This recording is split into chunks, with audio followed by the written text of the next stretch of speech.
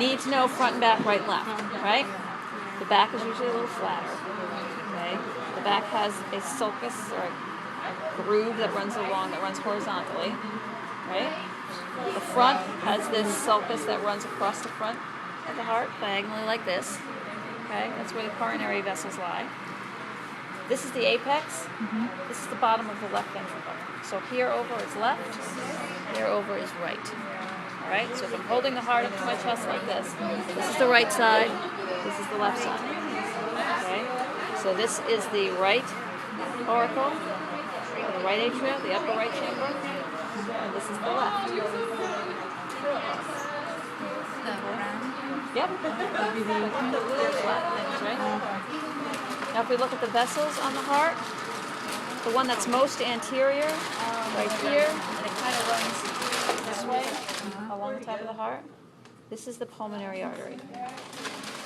Okay, so that's coming from the right ventricle, and it's going to come back here, and then it's going to branch and bring blood to the lungs. Okay, the one that's mostly straight up and down like that, that's the aorta. The aorta branches just when it leaves the heart. A lot of fat here. Right here, this branch right here, that's the brachiocephalic branch. That's going to come off, and that's going to branch right and left and go out to the arms. Okay? Blood coming back to the heart from the body, the oxygen poor blood, is going to come back through the big vein called the vena cava. Right? So this is the inferior vena cava, that's going to bring blood back up from below. This is the superior vena cava, that's bringing blood down from the head. Okay? And both of those combined to go right into the, oops, I want to poke through there, go right into the right atrium. Okay? Blood coming back from the lungs, the oxygen-rich blood, and they've really cut that wide, comes in through here. There's actually 4 vessels that are going to dump into here, 2 from each lung. The pulmonary veins, okay? And they're going to dump the blood right here into the upper left, the left atrium. Okay? This whole would Pulmonary veins. Okay, the pulmonary veins, the inferior and superior vena cava, the aorta, brachiocephalic, pulmonary. It's this right here along the back. This one's a little bit convoluted, but that lies horizontally on the back of the heart. Okay? All right? So that's the outside. Good? good. Okay. So then again, we go to the inside. Make sure you have your orientation right. Okay? Get your bearings. So this is the front. There's the sulcus, right? This is the left ventricle.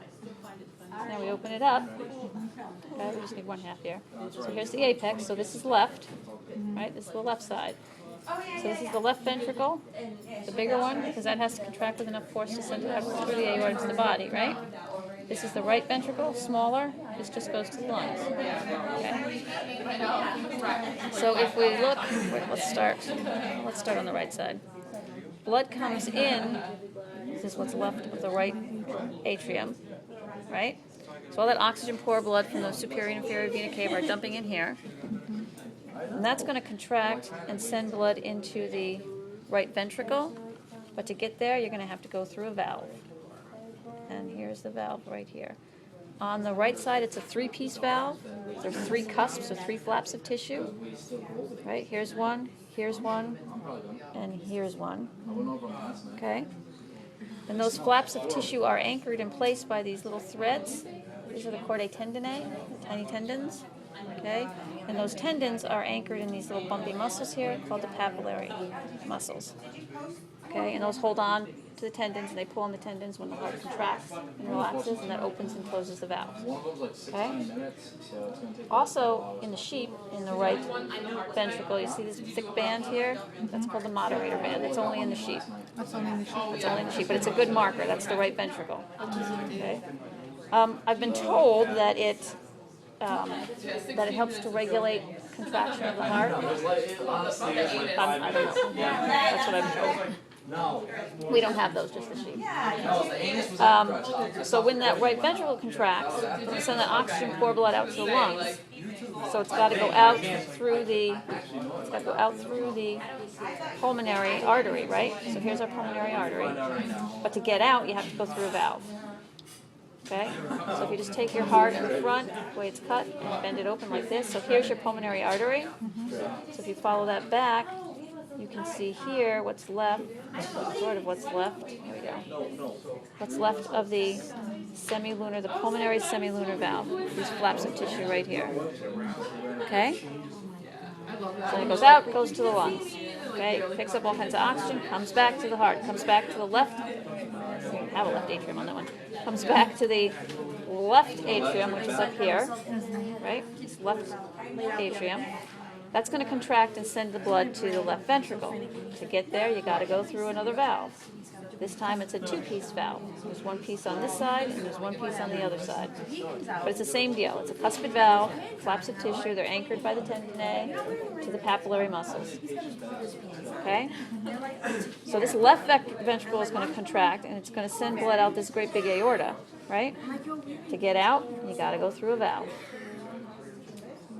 And that's the aortic semilunar valve. Okay? And if we look inside these ventricles, you see all those fleshy little pieces up against the wall? Those are the trabeculae carnae. Those are the muscles of the ventricle.